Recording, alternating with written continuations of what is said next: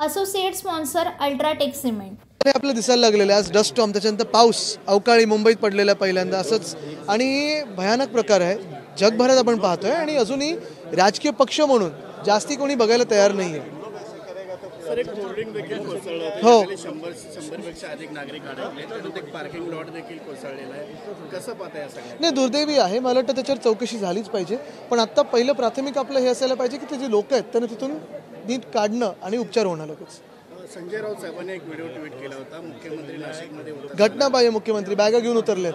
हो, 9 बॅगा जड बॅगा होत्या. हो. नेमकं काय प्रकार? आणि कोणीतरी बोलले 2 तासासाठीच गेलेत. तर 9 बॅगा 2 तासासाठी कोणी जातं की किती तासासाठी? 9 बॅगा त्या वजनदार बॅग आहेत.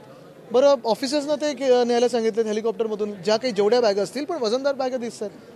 तर हे नक्की काय आहे? इलेक्शन कमिशन काही सांगणार आहे की नाही सांगणार आहे? फडणवीसांनी एक इंटरव्ह्यू देताना सांगितलं की एकनाथ शिंदे हे निष्ठावान शिवसैनिक होते. नाही, बघा, त्यांच्याकडे ना फडणवीसजींकडे लक्ष देण्यापेक्षा फडणवीसजींनी मुद्द्याचं बोलावं.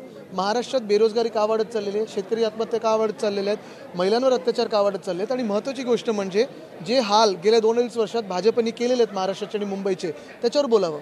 आपल्याला वेगळ्या वेगळ्या गोष्टी सांगून ते भरकटवण्याचा प्रयत्न करतात, पण मुद्द्याचं बोलत नाही आहेत. भाजपचं अपयश आणि 10 वर्षात महाराष्ट्राचे जे हाल करून ठेवलेत त्यांनी भाजपाने, त्याच्यावर बोलावं. सर, एका चॅनलला प्रकाश आंबेडकरांनी मुलाखत दिली आहे, त्यामध्ये त्यांनी असं म्हटलंय की मग या मोदींना शरण गेली. मला वाटतं मी उत्तर देणार नाही. महत्त्वाची गोष्ट हीच आहे, आम्ही डॉक्टर बाबासाहेब आंबेडकरांच्या संविधानासाठी लढत आहोत आणि स्पष्टपणे आणि ताकदीने लढत आहोत. Associate sponsor UltraTech cement.